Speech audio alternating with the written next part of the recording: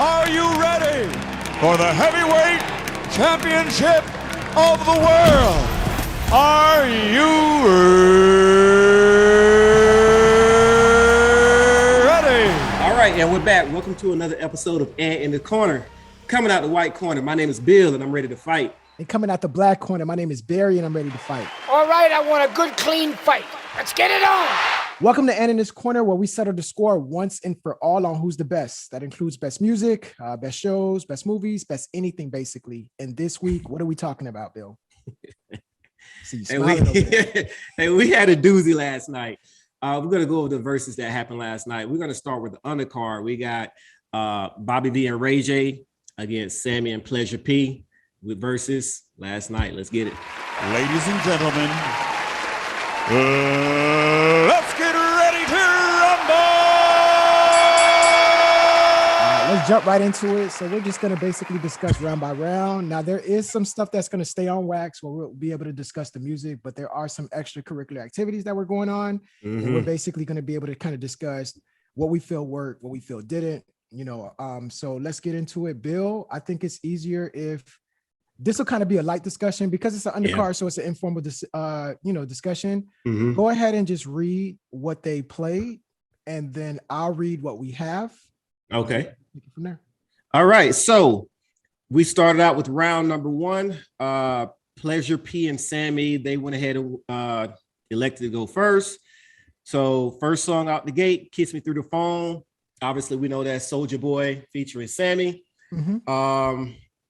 Bobby V and Ray J, they countered with the Blackberry Molasses, which is from the Mistress album. Yeah, and then we both went with Pleasure P and Sammie.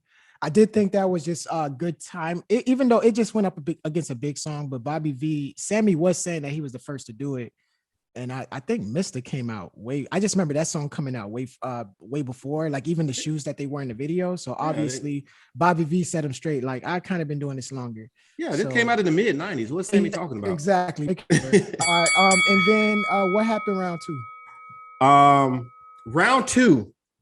Round two, Pleasure P, and they dropped Juicy, Pretty Ricky. Mm-hmm. That's my favorite song from Pretty Ricky. Yeah. And Bobby V, Ray J, they dropped a version of Wait a Minute. Mm-hmm.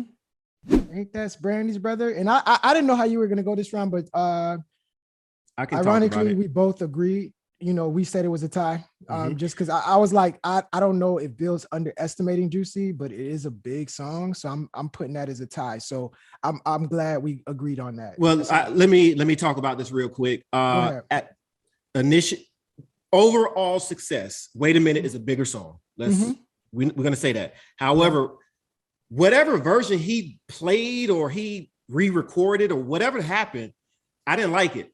So last night, I actually had Juicy winning.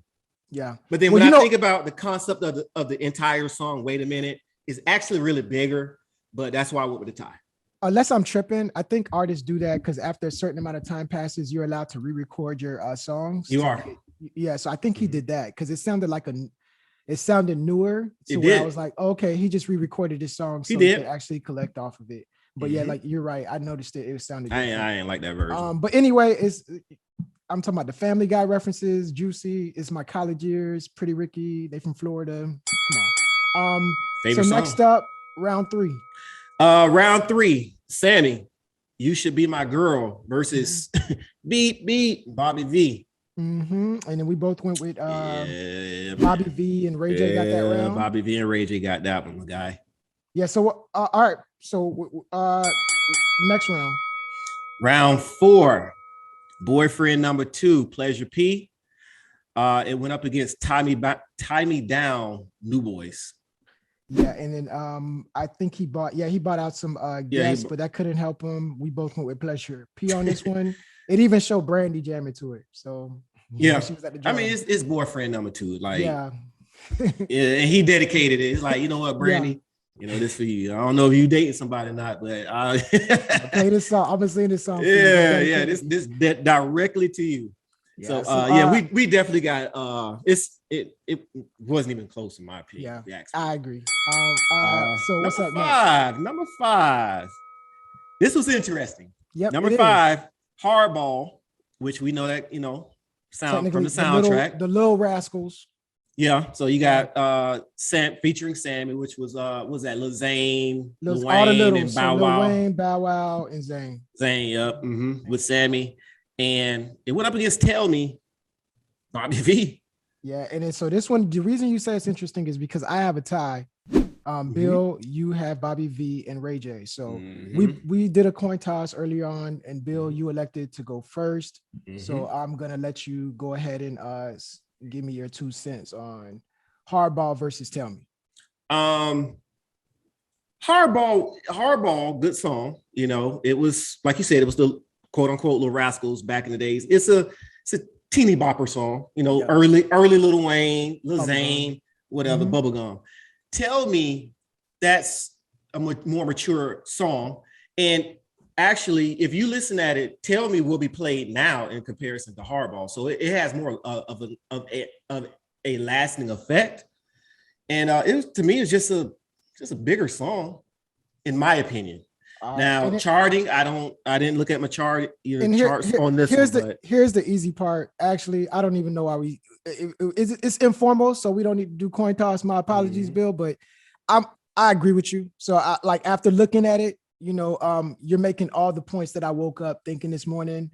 I'm willing to concede and say Bobby V won that round, and I did look up charts. So Bobby was 51 on Hot 100. Hardball, the single, was 77 on Billboard R&B.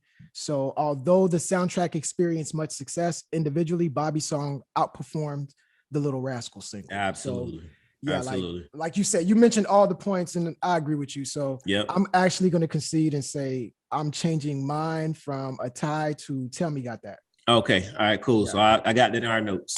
Number 7, Come With Me, Sammie. My favorite Sammie song. My second favorite song played the whole night, with Juicy being the first. Versus Pimpin' All Over the World, Ludacris, Bobby V. I mean, nah, you skipped around. So we doing am I tripping? Are we doing 6? I'm sorry, guys. I'm sorry. I skipped number 6. It's Beat It Up, Pleasure P. Featuring Pleasure P. It went up against One Wish. Yeah, so I have a tie. You have a tie. I had yeah, man. Ray J. And I'm gonna clue you in on Bill. I changed my mind again. So I actually no argument here. I wrote down. So here's the thing: when I was watching it live, I write down the songs and I kind of project what I think's gonna happen sometimes. And after like the second person goes, and I'm like, I wrote down my pick at the beginning of the, the second performer, and the round, that round, if you go back and watch, it went on to become a meme because I felt like Ray J was avoiding singing at the beginning. And when he finally opened his mouth and vocals came out, you saw what happened. So, and we're going to talk about that at the end. Yeah. So Beat It Up is a big record. It's a big record already, but to have Ray J's performance follow that up, I'm a prisoner of the moment, and One Wish is a bigger record though. I'll give them that round. It's you got 2 songs by Ray J that everybody is gonna put in the hierarchy. Yeah, we know Brandy's brother. Wait a minute, yeah, and we know One. If I got One Wish, and One Wish is just bigger. So all right, cool. All right, now we're going number 7. So Come With Me, Sammie. My apologies, guys. Against Pimpin' All Over the World, and bad placement because Pimpin' All Over the World. That's when Southern rap was already dominating the charts. So especially with Luda. Luda was just killing it. So Bobby V and Ray J got that one. Man, boy, them boys on the run right now. And that's the thing. It didn't feel like that. It didn't feel like that watching it. So we'll talk. We'll come back to that.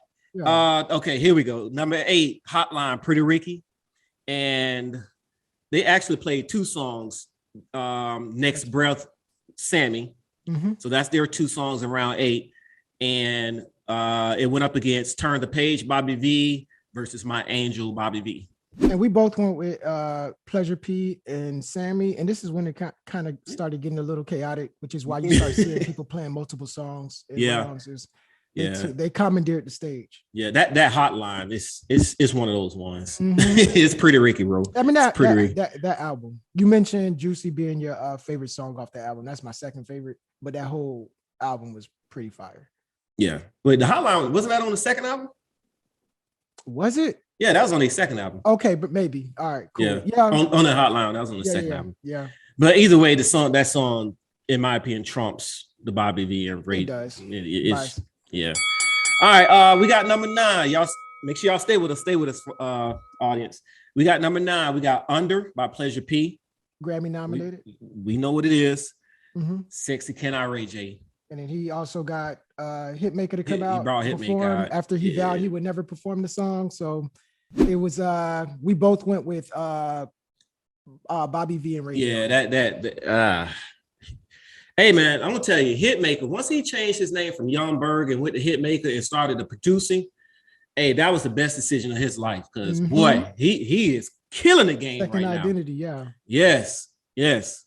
I think if there if you know how basketball has most improved player award every year, he would he may have just for a lifetime at this point, because that boy is from the transformer chain getting taken in everything to now what he's doing now, man. Hey, much love, much success out there to Hitmaker, man. If you ever hear this, man, congrats, bro.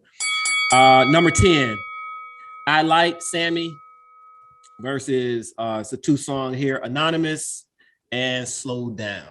All right, so we could just have a discussion on this one. Definitely gonna have a discussion. Yeah, on so that one. for this one, you put Bobby and Ray. And Ray J. And, I put a tie. You have a tie. So a couple points that I want to bring up. Just 3 points, actually. So Bobby V played 2 songs. He cheated. And typically, if you cheat, most of the time, you're going to win. Secondly, if you take out Anonymous, because he technically used it as an intro. Right? Yeah. Yep. Even if you do that, Bill, these songs mirror each other when it comes to Billboard success, right? So they're pretty even. Here's the next part that I want to bring up, and here's the kicker. So Sammie and I are close to the same age. Fun fact, he was on the basketball team that played my school, middle school, when he released, the same month he released this music video. But there's a certain demographic that appreciates I Like It. It's bubblegum. And you mentioned this with the Hardball song. So Slow Down, kids were typically listening to it at that time. And what I mean by that is that young crowd to like 18 and under, it was typically for them, to where Slow Down, it's grown and sexy folks were listening to it. Little kids were listening to it. Everybody was. It's even till today, people put it on their TikToks when, like, women, when they're modeling dresses or they're doing their walkaways. So absolutely, I feel like you hear that song more. And for that, even if you take out Anonymous, let's not forget Anonymous was. Take it out. Yeah, take it out. Take it out. Slow Down to me it's a better, bigger, more memorable track than I Like It. Okay, so I'm going to go back to Hardball, right? Against Tell Me. What you said, teeny boppy versus adult. Absolutely, right? The difference between that and this song is that I like when I go to R&B parties. So when I hear yes, yeah. I'm gonna tell you why. Just like you can hear a Candy Girl. Yeah, that's the exact. Candy Girl is teeny boppy, right? Early teen boppy. We talking about I Like It, girl. Don't you know what? Yes, I'm telling you. Like, you sure you're not talking because about everybody listen, just listen what I'm saying, bro. All right. Because it has that, it starts with that slow build up, and then everybody knows 1, 2, 3. It goes to that fast beat, and then goes right back slow. I'm telling you, I hear it when I go to certain R&B parties or whatever, like R&B only parties. You still hear it. Even though it's teeny boppy, but you still hear it. Just like Candy Girl, you still hear a Candy. I'll admit I'm more of a homebody, so mainly I'm always going to judge this off of my playlist or the playlist when somebody has the aux cord in the car. So for me, I just didn't hear it enough, and I just thought that this song was. I thought I would be more prone to hear Crazy Things I Do for Love than this, but if you're saying that this is probably the more memorable track, Like for This is me, more memorable. Yeah, I'm just like slow down. I hear a lot. Like it's always on social media when a woman just even that instrumental, even if they're not using Bobby V's voice, but whatever they do when they walk away, sundress season, they playing slow down. Like so, I'm like I still hear this song a lot today. So we agree to disagree on that one. So once again, I have Bobby V winning that, and you got Sammie. So then here's the one that we're technically counting as the last round, but because it got unorganized after this. And technically, I don't even think we need to count this one, but we're gonna count it because it's a go ahead. I mean, they beat their head in. Yeah. I did you wrong. Pleasure P and Sammie. I did you wrong. Your body and grind on me. Grind on me, my favorite. Well, he hit him with 3 haymakers. Yeah. And then Bobby V and Ray J, they started out with 143. I'm sorry, I don't know what that is. Guy Ellis, which is Capella Gray and Mrs. Officer. Yeah. Mrs. Officer, okay, cool. Big track. It's going up against 3 other tracks. Yeah. And at this point, I'm technically not even counting this round, but we both had Pleasure P and Sammie taking that. And I think at this point it was I think they didn't get the memo that hey, it's 10 songs, guys. We gotta move on. But also I think they was also telling them boys to stall, because when we actually got to Omarion stage and Mario stage, they weren't even in the building. So I think they're to be a fly on the wall backstage, I would be curious on what was actually going through their headsets. So what, as I was watching and as I was actually, you know what? Let's close this out. And then we'll close it out. The last round, what happened, bro? Pleasure P got on. He was saying, hey, y'all ain't go, this ain't my last song. I'll tear this down or whatever. Then he played Age Ain't Nothing But a Number.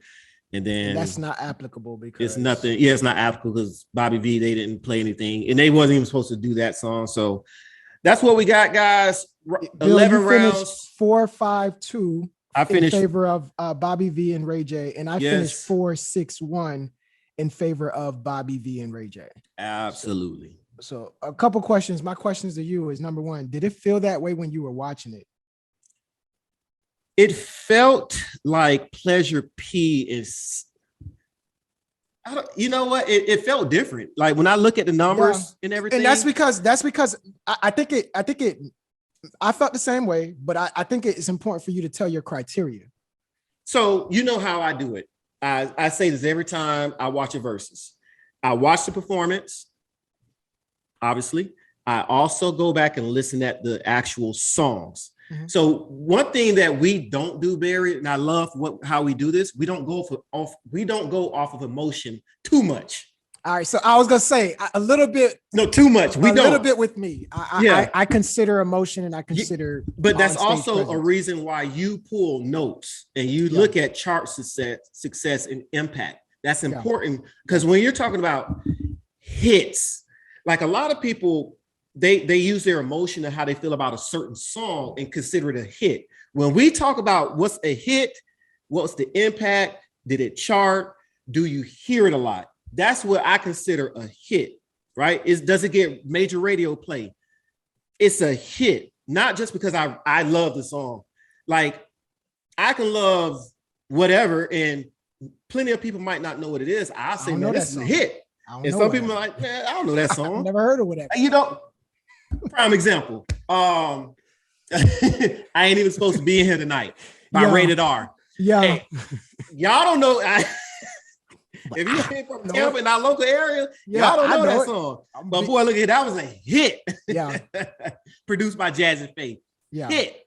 But hey, you know what I'm saying? But it is what it is. But you know what, Barry? I look 4-6-1, 4-5-2. If we go back to our spinners and we go back to where we predicted what was going to happen, it's right in line. Yeah, I said 50-50.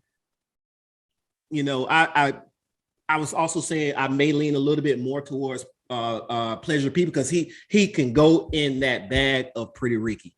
So here's the thing I want to bring up, and this is the first time I've actually noticed it, was last night.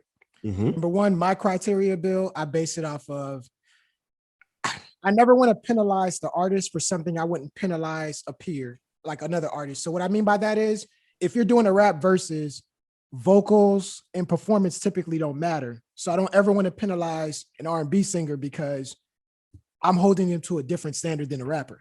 So for me, I'm focusing on the music. How iconic is it? How recognizable is it? So whether it's a hit or not, do more people know this song? If it's a battle of guns, which one shot more or more powerful ammo? So it's like that's why I always say bigger record. I'm basing that off of chart success or radio play or just overall. Sometimes I'll get emotional and I'll just say, nah, Bill, I'm throwing my scorecard to the win, and I'm saying I just like this song more. Yeah. Or sometimes performances can ruin it for me. Like sometimes I do put that, but I don't ever want to put too much weight on that because it's like, Versus wasn't supposed to be that. It was really supposed to be a DJ playing the records. So performances technically shouldn't matter, right? So, however, last night, I'm factoring in emotion and energy because watching the verses, I just felt like Sammie and Pleasure P kept coming harder. So this is the one time I'll say, even if I omit, there'll be a time in the future, maybe not on this particular matchup, where I'll look at the scores and I'll see what I put, and I'm just going to ignore it to say, forget what my scorecard says. These people won it. Their energy, their performance, their overall, their music placement, stuff that not necessarily captured on the grading sheet. I'm going to say they won it. I'm not doing that with Ray J and, Bobby V them, but I'm saying, who knows? Maybe there's a time, and maybe I'm kind of foreshadowing to our next episode to where, forget what the scorecard says, this person may have won it last night, and I'm not going to argue. And we're going to hold that for next episode because I know exactly what you're saying, and we didn't talk about it. Yeah, and I got the same sentiments. All right, so let me ask you this. Ask me the questions. All right, so this undercard format that they tested out, did it work? Or, what would you like? Is it something you liked? Is it a couple of things you want to see done differently? How did you feel about that? One, the time was horrible. Mm-hmm. The time was horrible. D-Ray it was just, you could tell they were stalling, right? Mm-hmm. You can tell they were stalling. D-Ray screaming on the mic the whole night, along with the DJs, right? Mm-hmm. Pleasure P, when they finally decide to come out, they're yelling and screaming at each other. They're talking over each other's records. It was entertaining, yet embarrassing, because I can't see Swiss and Timbaland being home watching this, or whoever they were watching this, and saying, "Man, this is great." Now they may say this is great publicity. They may say this is great. We're going to get a bunch of tweets and all that, and we're going to trend. We're definitely going to trend. But it seemed chaotic. It seemed just unorganized, and it seemed unnecessarily long. But it was supposed to be from 9:10 to 10:30, and the next group was supposed to start at 10:50. The next, they were finishing up around 11 o'clock. I didn't get the memo for 10:50. I thought it was going to be done. It's on the flower. It's on the flower. It's on the flyer. Oh. Literally on the flyer it says 9:10 to 10:30. You got an hour and 20 even minutes at the 10 make it work. At the 10:15 mark, they could have wrapped it up. That's even when I looked at it was 10:15. I'm like, okay, y'all it's kind of getting long, because I was already expecting 10 songs. And they got to that portion around the 10:15 mark, and I'm like, okay, y'all can start wrapping it up. But I echo some of your same sentiments. What I'm hearing is time two ways. Number one, it's a lengthy process, to get for y'all to be getting 10 songs out. You said it's lengthy, but you also mentioned how late they started. We on the East Coast. Bill and I had a discussion this week about how, hey, Bill's older than me, but my bedtime is earlier than his. I got 4 kids, and Bill knows, bro, if you send me a text in the daytime, because of editing, I'm probably not going to see it. But if you send me a text after 8, I'm not going to see it till 4:30 in the morning. So it is a struggle for me. And I think most of their target audience struggles with staying up late. We got work in the morning and all that other stuff. But so a couple things that I bring up, and they echo some of your same thoughts is okay. Well, number one, I like it, and I feel like it has potential as long as they learn from their mistakes. Absolutely, I agree. Totally agree. If you look at the first couple verses during the quarantine up to now, I think they got like an upward and onward trajectory. So they switch up most of the stuff that doesn't work, in my opinion. So they got to get the time right. I think artists are treating, Tim and Swiss like they're, promoters at a club as opposed to an organization. I'm not sure how they fix that. And I think the only way they could fix it, they got to cut off their nose to spite their face. And I just don't want to see them have to. I hate to say it. I hate to say it. It's going to be a situation to where he's going to start finding people. That or all of these performances are anonymous to where you could have a backup person on the card and the audience never knows. And I don't want to have to deal with that. I don't want to have to deal with me tuning in to find out who I'm watching that night. And it's based off of who could show up to the arena the earliest. I don't want to see it get to that point. Also, another thing. I'm not sure. Basically, the lip syncing, it needs to be considered for certain groups. So not every group is the Isley Brothers. Not every group is Earth, Wind, and Fire, right? And some of these guys don't sound the same way in real life like they sound on their records. Now, I'm going in and I'm prepared for that. I think the only time I've ever been shocked to where somebody didn't perform like how I expected was Shaka Khan. Every other person, I expected Bobby to stumble. I expected certain people that I know, well, they're not vocalists. You know what I mean? Like, I'm like, even last night, it went like how I expected it to go. The only thing is I expected certain people to be lip syncing because I'm like, well, you never really been about that in your career. If it means anything, MJ lip synced on Billie Jean, the Motown 25 performance. So every performer, plenty of performances he did. Every performer lip synced on Soul Train. If you go back and watch those episodes, absolutely. So you have to remove human error for some of these performers. And I think when you don't, Versus is penalized. All right. So if you fix what we see on screen, and apparently when we see it on screen, because time is an issue, I feel like the undercard Versus could stay. Honestly, the team's format, it should work as its own separate entity. Since you have an issue with time, don't schedule it before, because you want to avoid that time weakness that you have.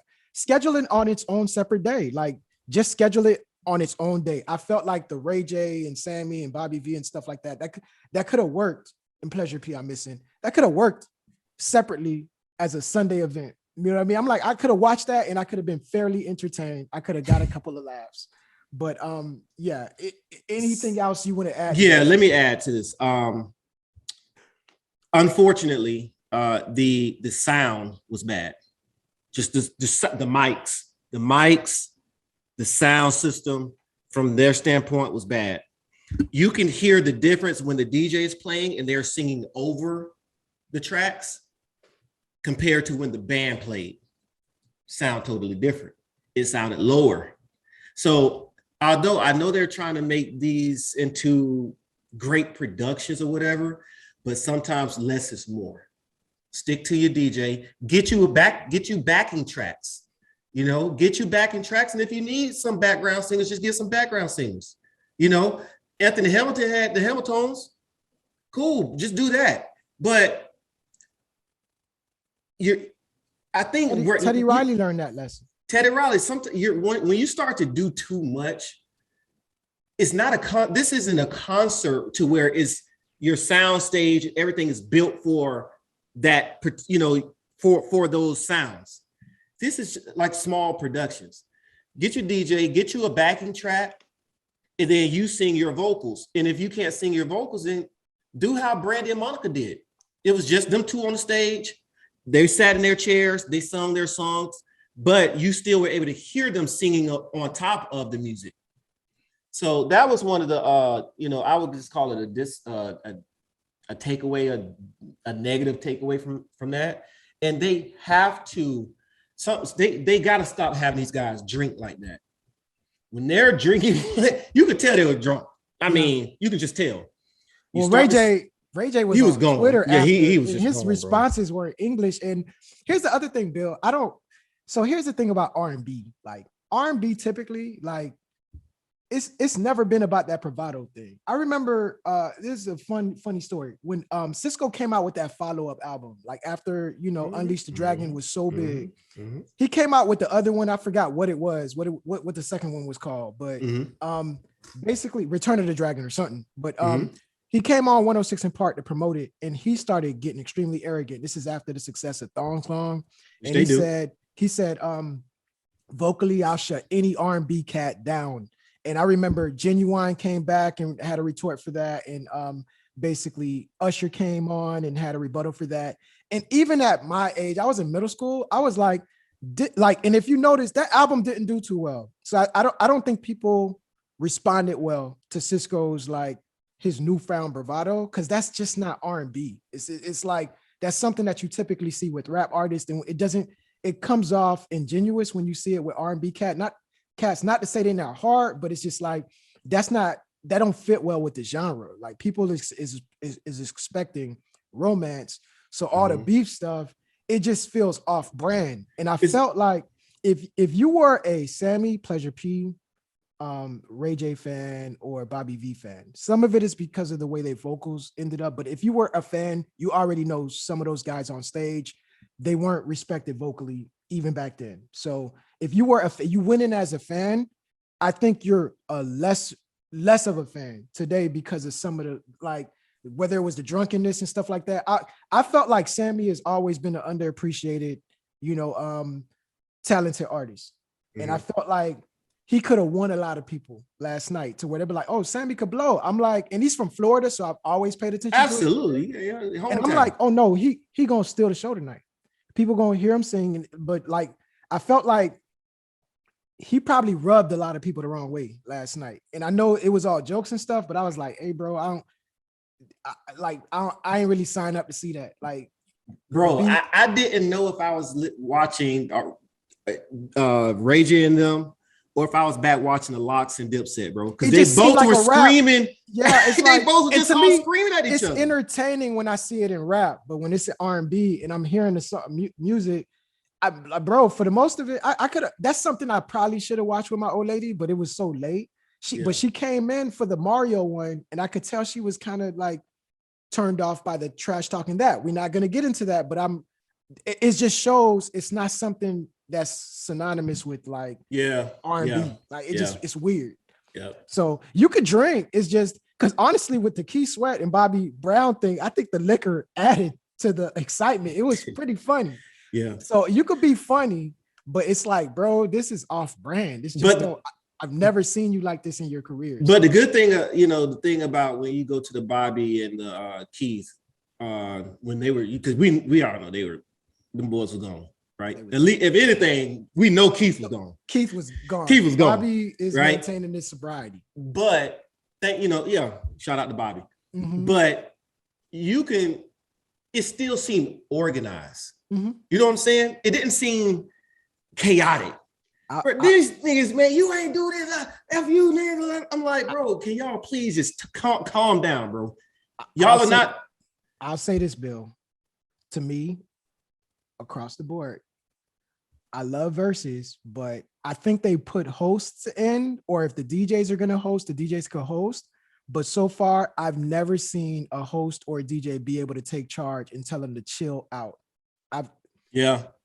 So luckily you were dealing with the older, more mature crowd with the Isley brothers, to where Steve really didn't need that. Man, them boys ain't. No, like I've always felt like they've kind of like throwing caution to the wind, and it's really just a roll of the dice if it's going to be organized or not, because the host is typically in the back. For the longest, I don't think D-Ray was on stage. I think he was just in the back chilling, unless I missed it.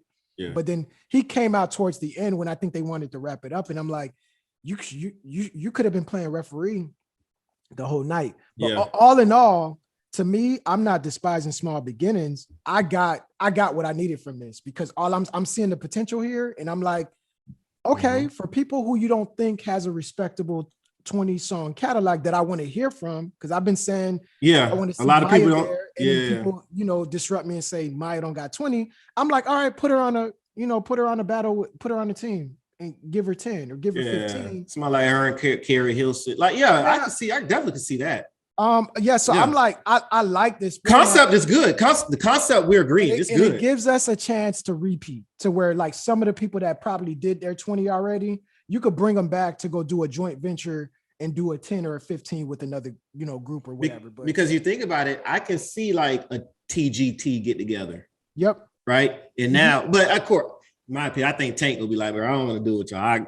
I got 20 myself. I think Tank got 20 himself, bro. Like, but I can just see him saying that because last night showed me like, oh, he might have 12. He might have 20 from that Drink Champs. he ain't gonna want to do it nobody. But somebody like I could see somebody like that get together. A Genuine could do this. Tyrese could do this. I think it's a lot of people in the R&B space, even in the rap space, where I'm like, bro, man, you had them 2 albums and then you kind of disappeared. Mm-hmm. But it's like, oh, this is it's almost like Versus Light. I want to see them continue this. Yeah. Let's keep it moving. Yeah. This was the first one. Your first one is always your test group. Learn. Let's revamp. Let's rethink. Let's rehash and let's keep it forward. But I think Bear, let's close it out. We got you had 4-6-1 with Bobby and Ray J taking it. I had 4-5-2. I had Bobby and Ray J taking it as well. And hey. But I'm surprised in my own picks. But boy, you gonna see some memes coming out the next few weeks, bro. I've seen them already. And hey, share like what could the people do to let us know what's their favorite memes? What was their favorite moments of the night, and what was their y'all know what to do, man. Go to the comment section. Y'all know what we call it. We call it my 2 cents. Leave your 2 cents. Who won? What was the best moment of the night? Did you like it? Who do you think can do? What other matchups would you be willing to see take place in future versus? Just let us know. Just leave your 2 cents.